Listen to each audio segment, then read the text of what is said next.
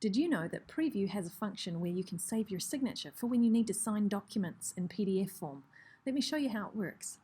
If you click on the toolbar at the top, go along to the middle of the toolbar that drops down to the Signature button. Click on Create Signature. There are two ways that you can add a signature, either by trackpad, which I think is a little bit tricky, or by the camera. To add by the camera, you need to sign your name on a white piece of paper. So click on Camera, and you can see it automatically views your signature and flips it. And when you're happy with that, you click on Done, and you can see it's added the signature here. And you can store multiple ones here, and you can delete them as well. So to add your signature, just go to where you need to sign, choose which signature, and then you can move and resize as needed to fit the document that you have.